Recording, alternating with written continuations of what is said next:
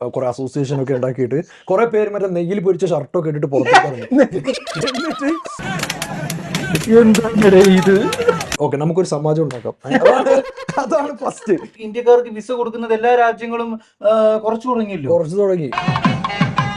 എടാ ആരുടെ അത് ആരുടെ അങ്ങനെയൊക്കെ അങ്ങോട്ട് അടിച്ചു.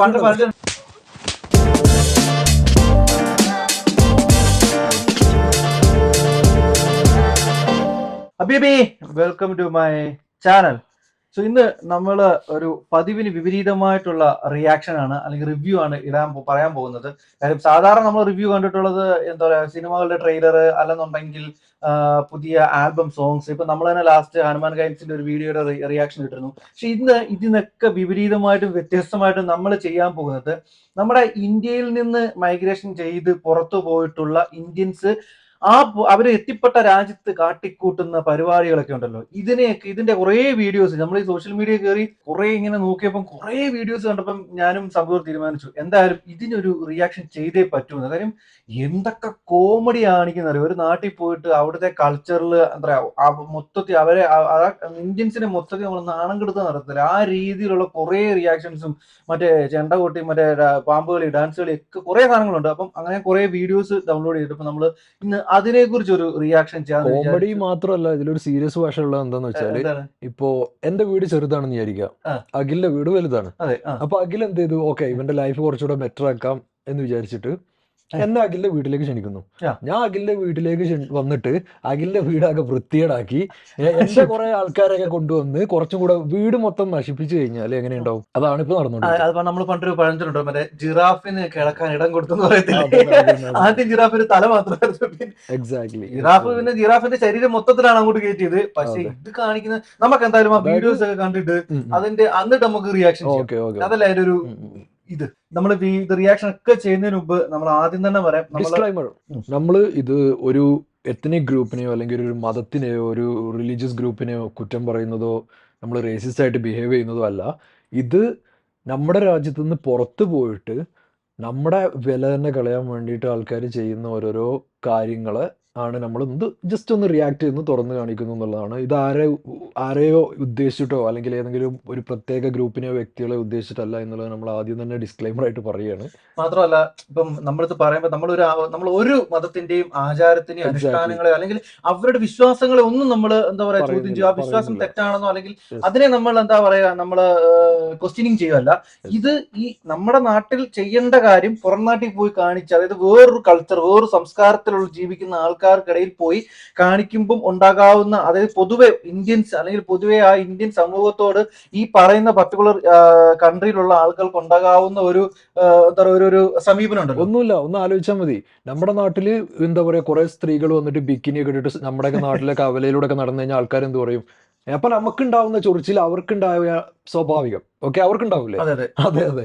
ഒന്ന് ഫസ്റ്റ് വീഡിയോ പ്ലേ ചെയ്യാം. ഇത് പാരീസിൽ വെച്ചിട്ട് എടുത്ത ഒരു വീഡിയോ ആണ്. ഇത് കണ്ടു നോക്കിയിട്ട് നമുക്ക് ഇതിന്റെ റിയാക്ഷൻ ചെയ്യാം.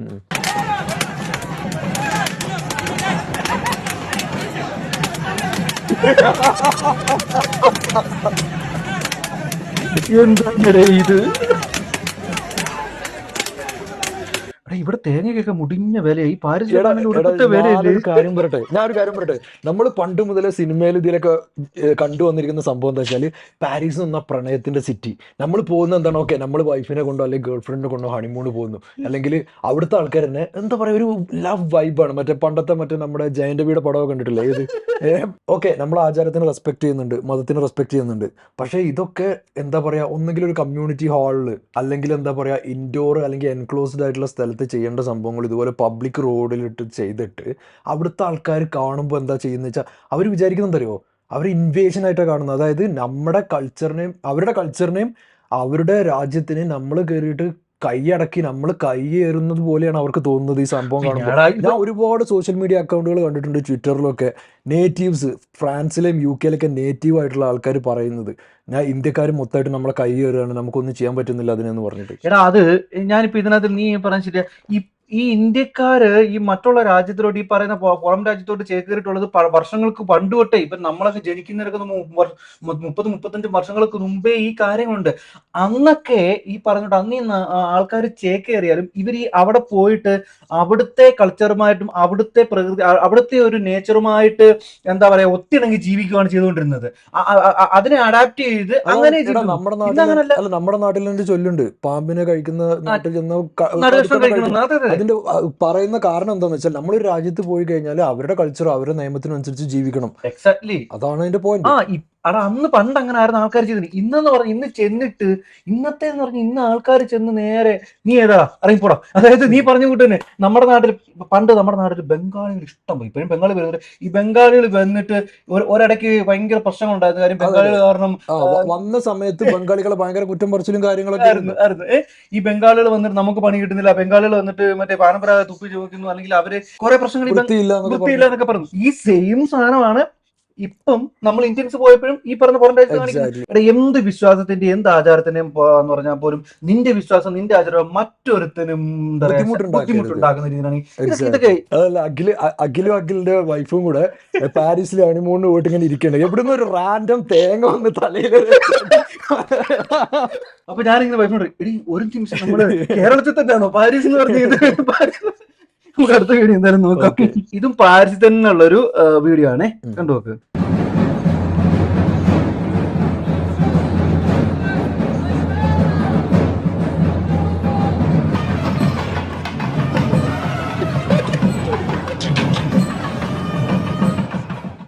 പാരീസിലെ സ്ട്രീറ്റ് ആണ് ഇത്. നോക്കി നീ ഇത് അല്ല, ഇതിലും വേഴ്സ് ആണ് UK സ്ട്രീറ്റിൽ. ഇതിപ്പോ ഒരു ഫെസ്റ്റിവൽ ആയിട്ട് അവർ സെറ്റ് ചെയ്തേക്കുന്നതായിരിക്കും. ഫെസ്റ്റിവൽ ആണ്. ഞാൻ ചോദിക്കട്ടെ, ഈ നമ്മുടെ നാട്ടില് ഈ മാർക്കിന്റെ സൈഡിൽ ഉത്സവത്തിനൊക്കെ കച്ചവടം ചെയ്തില്ലേ, അതേപോലെ ഈ സാധനമൊക്കെ വെച്ചിട്ട് പരിപാടി കാണിക്കുന്ന പറഞ്ഞു കഴിഞ്ഞാൽ നീ അടുത്തെടുക്കുക, അതായിരിക്കും നല്ലത്. ഇതാണ് ഞാൻ ഇപ്പൊ പ്ലേ ചെയ്യാൻ പോകുന്ന വീഡിയോ ആണ്, മാസ്റ്റർ പീസ് വീഡിയോ. ഇത് ലണ്ടൻ UK നടന്ന വെച്ച് എടുത്ത വീഡിയോ ആണ് ഇത്. ഇത് കേട്ടല്ലേ മാസ്റ്റർ പീസ്? ഇത് പ്ലേ ചെയ്ത് നോക്കണേ.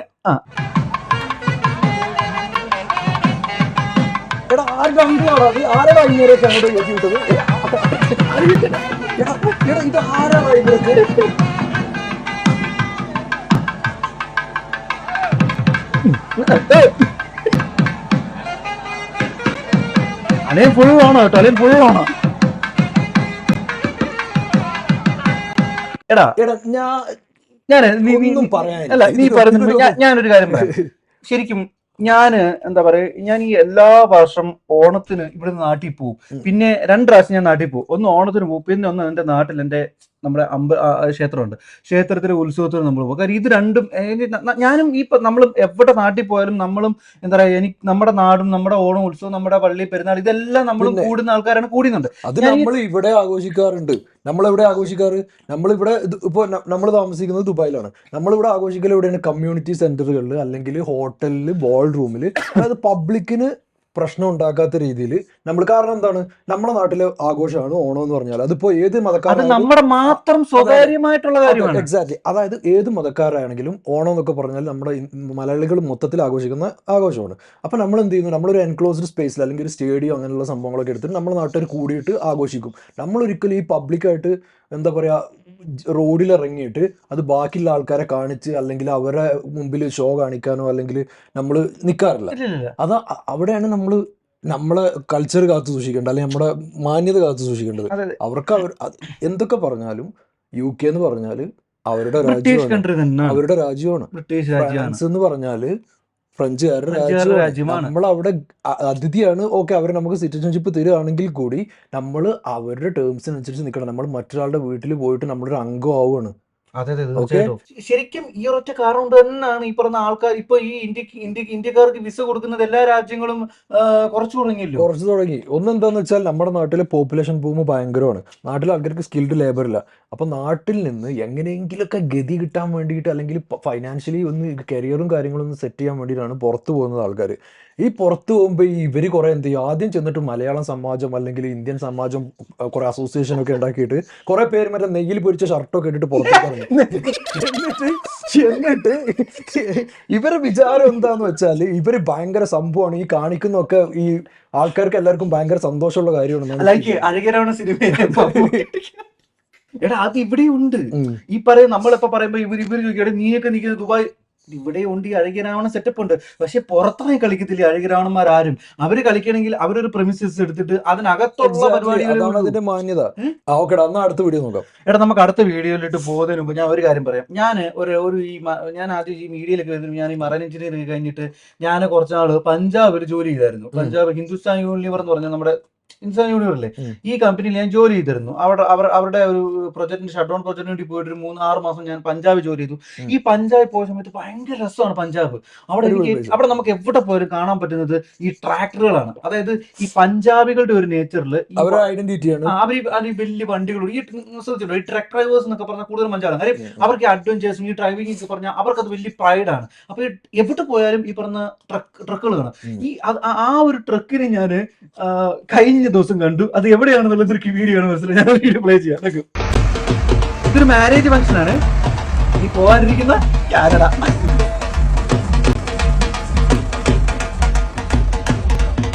മോനെ ഈ ട്രാക്ടർ എവിടുന്ന് കൊണ്ടുവന്നതാ?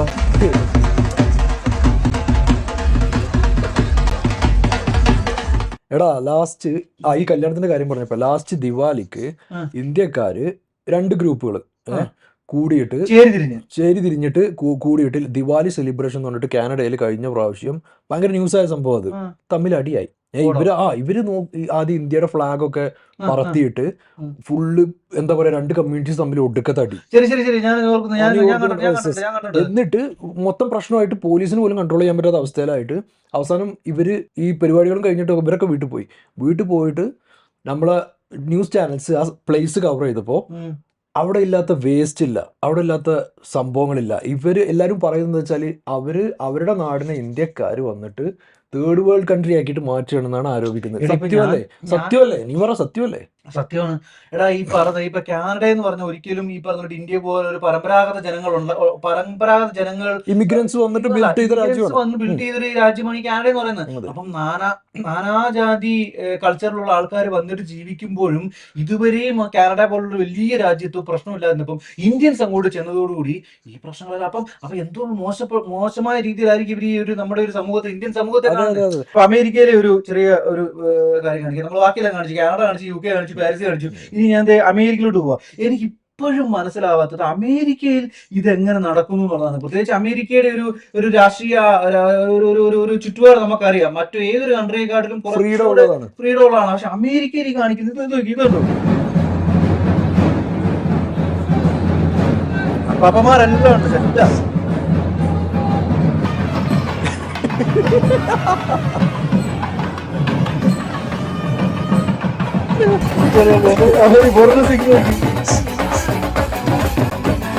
അല്ല എനിക്ക് മനസ്സിലാവാത്ത കൾച്ചർ സെലിബ്രേറ്റ് ചെയ്യണം, ചെയ്യണ്ടെന്നല്ല, അതിന് വേദികളുണ്ട്. പബ്ലിക് റോഡിലല്ല കൾച്ചർ. ഈ പബ്ലിക് റോഡിലിട്ട് ഈ ഇങ്ങനെയുള്ള കാര്യങ്ങൾ ചെയ്യുമ്പോൾ കിട്ടുന്ന എന്ത് മനസുഖമാണെന്ന് നാട്ടിൽ അത് ഭയങ്കര എന്റർടൈൻമെന്റ് ആണല്ലോ. നാട്ടില് സമരം നടത്തുന്നതും നാട്ടില് റോഡ് ബ്ലോക്ക് ചെയ്തിട്ട് ഓരോരോ ആഘോഷിക്കുന്നൊക്കെ എന്താ ത്രില്ലുള്ള. ആ പോയിന്റിലോട്ടാണ് ഞാൻ വരുന്നത്. അതായത് ശീലം ചുടല വരെയെന്ന് നമ്മൾ പഠിച്ചു വരുന്നത്, ചെറുപ്പകാലം തൊട്ട് പഠിച്ചു വരുന്ന അല്ലെങ്കിൽ ഫോളോ ചെയ്ത് വരുന്ന സാധനം എവിടെ പോകുന്നു ഇതേ സാധനമാണ്. ശരിക്കും പറഞ്ഞാൽ നമ്മുടെ നാട്ടില് ഈ നാട്ടിൽ പോയി കഴിഞ്ഞ് ഇനി ഇപ്പൊ ഓണം സീസൺ തുടങ്ങി, ഇനിയിപ്പം പിന്നെ രാഷ്ട്രീയ ഇലക്ഷൻ വന്നാൽ ഈ സമയത്തൊക്കെ എന്റെ മോനെ നാട്ടിൽ പോയിട്ട് ട്രാഫിക് കിടന്നത് ഇപ്പമാരുടെ രാഷ്ട്രീയ പതാകകളും രാഷ്ട്രീയ യാത്രകളും അതുപോലെ ഓണം സെലിബ്രേഷൻ എന്ത് സെലിബ്രേഷൻ മതി. ഇവൻ കോളേജുകളുടെ സമരമാണെങ്കിൽ പോലും നേരെ റോഡിലോട്ട് ഇറങ്ങുന്നു, നാട്ടുകാരെ ബുദ്ധിമുട്ടിക്കുന്നു, ട്രാഫിക് ബ്ലോക്ക്. ഈ ഒരു സാധനമാണ് ഈ എവിടെ പോലും അതായത് നമ്മൾ നാട്ടിൽ നിന്ന് പഠിച്ചു സാധനമാണ്. ഓക്കെ അഖിലേ, ഇമിഗ്രേഷൻ നല്ലതാണ്. ഒരു രാജ്യത്തെ ബർത്ത് റേറ്റ് കുറയുമ്പോഴും അവിടെ ആൾക്കാർ വർക്ക് ചെയ്യാൻ ഇല്ലാതാവുമ്പോഴൊക്കെയാണ് അവർ ഇമിഗ്രൻസിനെ എടുക്കുന്നത്. പക്ഷേ നമ്മളവിടെ പോയിട്ട് എസ്പെഷ്യലി ഇന്ത്യക്കാരുടെ ഒരു ക്വാളിറ്റി, ഒരു നല്ല സൈഡ് എന്താണെന്ന് വെച്ചാൽ നമ്മുടെ നാട്ടുകാർ പോയിട്ട് ക്രൈം റേറ്റ് കാര്യങ്ങളൊക്കെ കുറവാണ്. ചെറിയ രീതിയിൽ അങ്ങോട്ടും ഇങ്ങോട്ടൊക്കെ ഉണ്ടെങ്കിലും ക്രൈം ചെയ്യുന്നത് നമ്മുടെ നാട്ടിലേക്ക് കുറവാണ്. പക്ഷെ നമ്മുടെ നാട്ടുകാർ പോയിട്ട് സ്ട്രീറ്റ്സ് ഡേർട്ടി ആക്കുന്നത്, പിന്നെ പബ്ലിക് ന്യൂസൻസ്, ഇങ്ങനത്തെ കാര്യങ്ങളൊക്കെ ഉണ്ട്. ഒന്നെന്താന്ന് വെച്ചാൽ നമ്മുടെ നാട്ടിലെ റേപ്പിൻ്റെ എണ്ണം നോക്കുക. ഒരു പുറത്തുനിന്ന് ഒരു ഫോറിനർ നമ്മുടെ നാട്ടിൽ ടൂറിസ്റ്റ് ആയിട്ട് വന്നു കഴിഞ്ഞാൽ അവരെ ട്രീറ്റ് ചെയ്യുന്നത് എങ്ങനെയാണെന്ന് നോക്കുക. ഒരു പെണ്ണ് റോഡിൽ നടക്കുന്നു കഴിഞ്ഞാൽ ഒരു 100 പേര് തുറിച്ച് നോക്കാനുണ്ടാവും. ഇങ്ങനെയൊക്കെയുള്ള സ്ഥലത്തേക്ക് ഒന്ന് ടൂറിസ്റ്റുകൾ വരില്ല. അപ്പം നമ്മൾ അവരെ നാട്ടിൽ പോയിട്ടും ഈ സെയിം ബിഹേവിയറാണ് കാണിക്കുന്നത്. ഒരാൾ ജോലി കിട്ടിയിട്ട് UK അവിടെയൊക്കെ പോയി കഴിഞ്ഞാലും വഴിയിലൊരു പെണ്ണിനെ കണ്ടാൽ ഈ സെയിം ലുക്കാണ് ചെയ്യുന്നത്. നീ ആലോചിച്ച് നോക്കടാ, സെയിം സാധനമാണ്. അപ്പോൾ ഇമിഗ്രേഷൻ നല്ലതാണ്. പക്ഷേ എന്താന്ന് വെച്ചാൽ നമ്മളൊരു നാട്ടിൽ പോകുമ്പോൾ ആ നാട്ടിലെ കൾച്ചർ കാര്യങ്ങൾ എൻജോയ് ചെയ്യാൻ വേണ്ടിയാണ് നമ്മൾ പോകുന്നത്. അപ്പം ഞാനിപ്പോൾ കേരളത്തിലേക്ക് വന്നാൽ എനിക്ക് എന്ത് ചെയ്യണം? സദ്യ കഴിക്കണം. കേരളത്തിൻ്റെ പ്രകൃതി കാണണം. കേരളത്തിലെ തനതായിട്ടുള്ള മറ്റേ ആലപ്പുഴ പോയിട്ട് ഹൗസ് ബോട്ട് പോകണം. ഇതൊക്കെയാണ് നമ്മുടെ നാട്ടിലെ കൾച്ചർ. മൂന്നാർ, അങ്ങനത്തെ സംഭവങ്ങളൊക്കെ. അതുപോലെ എനിക്ക് UK പോകുമ്പോൾ എന്ത് ചെയ്യണം? എനിക്ക് ക്രിസ്മസിൻ്റെ ബെല്ലുകൾ കേൾക്കണം. എനിക്ക് ആ കേക്ക് പേസ്ട്രീസ് ഉണ്ടാക്കുന്ന സ്മെല്ലടിക്കണം. അല്ലാണ്ട് ഇവന്മാർ സ്ട്രീറ്റ് ക്ലീൻ ആക്കാണ്ട് വൃത്തിയായിട്ട സ്മെല്ലടിക്കല്ല വേണ്ടത്. എനിക്ക് പാരീസ് പോകുമ്പോൾ ആ ഒരു ലവിൻ്റെ വൈബ് കാര്യങ്ങൾ കിട്ടണം. അവിടെ ഇപ്പോൾ പാരീസിൽ ഇപ്പോൾ ഫുള്ള് ആഫ്രിക്കൻസ് ആണെന്ന് പറഞ്ഞു, ഇമിഗ്രൻസ്. ഇത് ഇല്ലീഗലും ഉണ്ട്, ലീഗലും ഉണ്ട്. ഇന്ത്യക്കാരെ മാത്രം നമ്മൾ ടാർഗറ്റ് ചെയ്യുന്നതല്ല, എല്ലാ രാജ്യത്തു നിന്നും ഇമിഗ്രൻസിനെ ഇവർ എടുത്തിട്ട് ഇതെന്താണെന്ന് വെച്ചാൽ ഒന്ന് പ്രോപ്പർ ഗൈഡൻസ് കൊടുക്കാതെ എടുക്കുന്നതാണ്. പെട്ടെന്ന് എന്താ പറയുക, ചില രാജ്യങ്ങൾ വോട്ട് കിട്ടാൻ വേണ്ടിയിട്ട് എടുക്കുന്നുണ്ട്. ഇത് ഇമിഗ്രൻസിൻ്റെ കയ്യിൽ നിന്ന് വോട്ട് കിട്ടാൻ വേണ്ടിയിട്ട് എടുക്കുന്നുണ്ട്. അതെ, ഒരുപാട് രാജ്യങ്ങളിൽ. ചില രാജ്യങ്ങളിൽ വർക്കേഴ്സിൻ്റെ ഷോർട്ടേജ് ഉള്ളതുകൊണ്ട് എടുക്കുന്നുണ്ട്. ഇത് രണ്ടാണെങ്കിലും ഇവർക്ക് പ്രോപ്പർ ഗൈഡൻസ് കൊടുക്കാത്തതിൻ്റെ ഒരു കാര്യമുണ്ട്. നമ്മുടെ നാട്ടിൽ ലിറ്ററസി റേറ്റ് ഒക്കെ കൂടുതലുള്ള ആൾക്കാരാണ്. എന്നിട്ട് പോലും നമ്മൾ പുറത്തു പോയിട്ട് ബിഹേവ് ചെയ്യേണ്ടത് എങ്ങനെയാണെന്ന് അറിയില്ല. ആദ്യം പോയാൽ ഞാൻ അഖിൽ ഒരു രാജ്യത്ത് പോയി, ഓക്കെ നമുക്കൊരു സമാജം ഉണ്ടാക്കാം, അതാണ് ഫസ്റ്റ്. എന്നിട്ട് എന്ത് ചെയ്യാം? മലയാളി സമാജം, ഇതാണ് ഫസ്റ്റ് പരിപാടി. എന്നിട്ട് എന്ത് ചെയ്യാം? ബാക്കിയുള്ളവരെ എങ്ങനെ വെറുപ്പിക്കണമെന്നുള്ള പരിപാടികൾ പ്ലാൻ ചെയ്യുക. അങ്ങനല്ല, മറ്റുള്ളവരെ ഈ സമാജമൊക്കെ ഉണ്ടാക്കിയതിനു ശേഷം പിന്നീട് സമാജം സ്റ്റാർ. സമാജം ഉണ്ടാക്കുന്നതും സമാജത്തിനെ നമ്മൾ ടാർഗറ്റ് ചെയ്ത് പറയുന്നതല്ല. സമാജങ്ങൾ നല്ലതാണ്. ഈ എന്താ പറയുക, ബുദ്ധിമുട്ടിലായിട്ടിരിക്കുന്ന പ്രവാസികളെ ഹെൽപ്പ് ചെയ്യാൻ, കുടുങ്ങിക്കിടക്കുന്ന പ്രവാസികളെ ഹെൽപ്പ് ചെയ്യാൻ, ചാരിറ്റിക്ക് ചെയ്യുന്ന ഒരുപാട് നല്ല സമാജങ്ങളുണ്ട്. ബ്ലഡ് ഡൊണേഷൻ്റെ ചെയ്യുന്ന സമാജങ്ങളുണ്ട്. ഈവൻ ദുബായിൽ വരെയുണ്ട് നല്ല നല്ല സമാജങ്ങളുണ്ട്. പക്ഷേ ഈ ഷോ കാണിക്കാനും മറ്റുള്ളവരെ ജീവിതം ബുദ്ധിമുട്ടിക്കാനുമായിട്ട് ബാക്കി രാജ്യങ്ങളിലുള്ള സമാജങ്ങളെയാണ് ഞാൻ പറഞ്ഞുകൊണ്ടിരിക്കുന്നത്. എസ്പെഷ്യലി നെയ്യ് പൊരിച്ച ഷർട്ട്, അതെന്താണ് നമ്മൾ സ്ക്രീനിൽ കാണിക്കുന്നതായിരിക്കും. ഒരു ഫോട്ടോ കാണിക്കണം. ശരിക്കും പറഞ്ഞു കഴിഞ്ഞാല് നമ്മുടെ ഇന്ത്യയുടെയും കേരളത്തിന്റെയും നല്ലൊരു വരുമാന സ്രോതസ് എന്ന് പറയുന്നത് തന്നെ നമ്മൾ പ്രവാസികൾ, ഇപ്പൊ നമ്മൾ ദുബായിൽ ഉൾപ്പെടെയുള്ള ഈ ലോകത്തിന്റെ കീഴിൽ അല്ലെങ്കിൽ ഈ ലോകത്തിന്റെ പല രാജ്യത്ത് ജീവിക്കുന്ന, കഷ്ടപ്പെട്ട് ജീവിച്ച് അവിടുന്ന് കാശ് നാട്ടിലോട്ട് അയക്കുന്ന ഇന്ത്യക്കാരുടെയും എസ്പെഷ്യലി മലയാളികളുടെയും നമ്മൾ അയക്കുന്ന പൈസയാണ് നമ്മുടെ നാടിന്റെ ഏറ്റവും വലിയൊരു വരുമാന സ്രോതസ് എന്ന് പറയുന്നത് തന്നെ. അതുകൊണ്ട് തന്നെയാണ് ഈ പറയുന്ന ഓരോ ആൾക്കാരും മൈഗ്രേഷൻ ചെയ്ത് പോയുമ്പോൾ പോലും നമ്മുടെ നാടിനെ അത് കൂടുതലും എഫക്ട് ചെയ്യാത്തതെന്ന് പറഞ്ഞാൽ ഓക്കെ അവർ പോയാലും അവിടുന്ന് ഫണ്ട് വരുന്നു എന്നുള്ളതാണ്. ഇത് പണ്ടത്തെ ട്രെൻഡായിരുന്നു. എന്നാൽ ഇന്ന് അത് മാറിക്കൊണ്ട് ഇന്നത്തെ ഞാൻ എടുത്തു തന്നെ പറയാം, നമ്മുടെ നാട്ടിലെ രാഷ്ട്രീയ സ്ഥിതി, നമ്മുടെ നാട്ടിലെ ആൾക്കാർക്ക് എന്താ പറയുക, ജീവിക്കാനെ കൊണ്ടുള്ള സാധനങ്ങളുടെ വിലക്കയറ്റം, ഇതൊക്കെ കാരണം ഈ ആൾക്കാർ പലരും പോകുന്നുണ്ട്. ഈ പോകുന്നവരെല്ലാം തിരിച്ചു വരുന്നുമില്ല. അവരവിടെ തന്നെ സെറ്റിൽ ആവുക ചെയ്യുന്നത്. ഈ പറയുന്ന സമാജമൊക്കെ ഉണ്ടാക്കി അവരവിടെ തന്നെ സെറ്റിൽ ആവുകയും ചെയ്യുന്നുണ്ട്. അത് വേറൊരു എന്താ പറയുക, ഒരു വേസ്റ്റ് സിറ്റുവേഷൻ എന്ന് തന്നെ പറയാം. അത് നമ്മുടെ നാടിനെ അത് അഫക്ട് ചെയ്യുന്ന കുറച്ചുകൂടെ കഴിയുമ്പോൾ ഉണ്ടാവത്തുള്ളൂ. ഇതൊക്കെ നടക്കുന്ന ഒരു സമയത്തും ഈ ആൾക്കാർ അങ്ങോട്ട് പോകാൻ വേണ്ടി നിൽക്കുന്നുണ്ട്. ശരിക്കും പറഞ്ഞു കഴിഞ്ഞാൽ ഒരുപാട് ആൾക്കാർ പഠിച്ചിട്ട് ഈ പല രാജ്യത്തോട് പോകാൻ വേണ്ടി നിൽക്കുമ്പോഴും ഇങ്ങനെയുള്ള ഈ അവിടെ ജെന്യുവിനായിട്ട് ജോലി കാര്യങ്ങളൊക്കെ ചെയ്ത് കുടുംബം പോറ്റണം എന്ന് വിചാരിച്ചിട്ട് പോകുന്ന ആൾക്കാർക്ക് ഉള്ള ചീത്തപ്പേരാണ്. അതായത് ഇന്ത്യക്കാർക്ക് ഇങ്ങനെയൊക്കെ കാണിച്ചു കൂട്ടി കഴിഞ്ഞാൽ ഒരാൾ ജോലി തരൂല. കാരണം അവരുടെ ബിഹേവിയർ അറിയാവുന്നതുകൊണ്ട് ജോലി തരൂല. രണ്ടാമത്തത് താമസിക്കാൻ ഹോം സ്റ്റേ അല്ലെങ്കിൽ എന്താ പറയാ പേയിങ് ഗസ്റ്റ്, ഈ വക സംഭവങ്ങളൊന്നും ഇങ്ങനെയൊക്കെ ചെയ്യുന്നവന്മാരെ വീട്ടിൽ കയറ്റുമോ? ശരിക്കും ഒരു വിദ്യാർത്ഥി ഒരു വിദ്യാർത്ഥി ഇവിടുന്ന് ഒരു വിസയൊക്കെ എടുത്ത് ചിലപ്പോ അവന്റെ വീട് വരെയും പണയം വെച്ച് ബാങ്കിൽ പണയം വെച്ചിട്ടായിരിക്കും ഈ പോകുന്നത്. നീ ഇപ്പൊ വാർത്ത കാനഡയും നല്ല ഓസ്ട്രേലിയ ഏത് കൺട്രിയിലും പിള്ളേർക്ക് പോയി കഴിഞ്ഞാല് ജോലിയില്ല, ജോലിയില്ല, ജീവിക്കാനൊക്കെ ഉള്ള ഒരു വീട് കിട്ടുന്നില്ല. ഞാൻ പല ആൾക്കാരെയും ന്യൂസ് കണ്ടിട്ടുണ്ട്, ഇന്റർവ്യൂസും ഈ യൂട്യൂബ് ചാനൽ കണ്ടിട്ടുണ്ട്. അതായത് ഇന്ത്യൻസിന് വീട് കൊടുക്കുന്നില്ല. താമസത്തിന് വീട് കൊടുക്കുന്നില്ല. കാര്യം Correct ആ. ഇതൊക്കെ ഇവരല്ല ചെയ്യുന്നത്. അതായത് നമ്മൾ പറഞ്ഞില്ലേ, നമ്മൾ ചെയ്തതിന്റെ ഫലം നമ്മുടെ വരും തലമുറ അനുഭവിക്കുന്നതെന്ന് പറയുന്ന സെയിം സാധനത്തിനാണ്. അതായത് അതെ ഈ നേരത്തെ പോയിട്ട് അത് നീ ചെയ്യുന്നവരൊക്കെ ഉണ്ട്. നീ പോയിട്ട് ഇപ്പൊ ഒരു ഷർട്ടൊക്കെ ഇട്ടിട്ട് മറ്റേ കളി കളിക്കുന്ന ആൾക്കാരെന്ന് പറഞ്ഞാൽ അവർ പോയിട്ട് വർഷങ്ങളായിട്ട് കാശൊക്കെ ഉണ്ടാക്കി സെറ്റിൽഡ് ആയി നിൽക്കുന്നവരാണ്. ഇനി അവർക്ക് നെയ്യ് പൊരിച്ച് കിട്ടാലോ പൊരിക്കാത്ത കിട്ടാലോ അവരെ ഇത് ബാധിക്കുന്നില്ല. ബാധിക്കാൻ പോകുന്നത് നിന്നെ പോലെ എന്നെ പോലെ അല്ലെങ്കിൽ മറ്റുള്ള ഈ നമ്മുടെ നാട്ടിൽ നിന്ന് പോയിട്ട് രക്ഷപ്പെടാൻ വേണ്ടിയിട്ട് നിൽക്കുന്ന എക്സാക്ട്ലി. പിള്ളേരെ അല്ലെങ്കിൽ വരുന്ന തലമുറയാണ് ഇത് ബാധിക്കുന്നത്. അതെ അതെ. ഇപ്പൊ മൊത്തത്തിൽ സോഷ്യൽ മീഡിയയിലാണെങ്കിലും പബ്ലിക്കായിട്ടും ഇന്ത്യൻസിനെതിരെ ഭയങ്കരമായിട്ട് ഹെയ്റ്റ് വരുന്നുണ്ട്. അത് ഞാൻ ശ്രദ്ധിച്ച കാര്യമാണ്. അത് നമ്മൾ ഒന്നും ചെയ്യാൻ പറ്റില്ല. നമ്മുടെ നാട്ടുകാർ ബിഹേവിയർ, അതായത് അവനവൻ ചെയ്യുന്ന കർമ്മത്തിനുള്ളത് അവനവന് ഫലം കിട്ടും എന്ന് പറയുന്ന. പക്ഷെ ഇത് മാന്യമായിട്ട് ജീവിക്കുന്ന ആൾക്കാരെ കൂടിയാണ് ഈ ബാധിക്കുന്നത്. അതെ അതെ അതെ. ഒരു 100 പേരിലെ ചിലപ്പോൾ ഒരു 10 പേരായിരിക്കാം ഈ ഒരു രീതി കാണിക്കുന്നത്. ഈ 10 പേര് കാണിക്കുന്നത് ബാക്കി 90 പേരുകളാണ് അഫക്ട് ചെയ്യുന്നത്. ചിലപ്പോൾ ഈ 90 പേരും നല്ല രീതിയിൽ അവിടുത്തെ കൾച്ചർ റെസ്പെക്ട് ചെയ്ത് അവനവന്റെ പൈസ കാര്യം നോക്കി ജോലി ചെയ്ത് പൈസ ഉണ്ടാക്കി കുടുംബം നോക്കി എൻജോയ് ചെയ്ത് ജീവിക്കുന്ന ഒരു സമൂഹം ഉണ്ട് അപ്പുറത്ത്. ഈ സമൂഹത്തിനെ പോലും ഈ പറയുന്ന സമാജ ചാർച്ചിന്റെ പിന്നെ ഇമാതിരിയുള്ള എന്താ പറയാ പരിപാടികൾ കാരണം അവരെ കൂടെ ഈ പറയുന്ന അവർ നിൽക്കുന്ന റെപ്രസെന്റേറ്റീവ് ചെയ്യുന്ന രാജ്യത്ത് അവരുടെ വില കൂടി കളയുന്ന ഒരു രീതിയാണ് ഉണ്ടാവുന്നത്. ഇന്ത്യൻസിന്റെ മാത്രമല്ല, ഇപ്പോൾ എല്ലാവരും കുറ്റം പറയുന്നത് ഓൾമോസ്റ്റ് ഞാൻ പറഞ്ഞുതരാം. ഓരോരോ കമ്മ്യൂണിറ്റിനെ പറയുകയാണെങ്കിൽ ആഫ്രിക്കൻ ഇമിഗ്രൻസ് UK-ലും ഇവിടെയൊക്കെ കമ്മ്യൂണിറ്റിയിലേക്ക് മൈഗ്രേറ്റ് ചെയ്തുകൊണ്ട് ക്രൈം കൂടിയിട്ടുണ്ട് എന്നൊരു പറച്ചിലുണ്ട്. അത് നമുക്ക് 100% പറയാൻ പറ്റില്ല, പക്ഷേ അങ്ങനെ ഒരു പറച്ചിലുണ്ട്.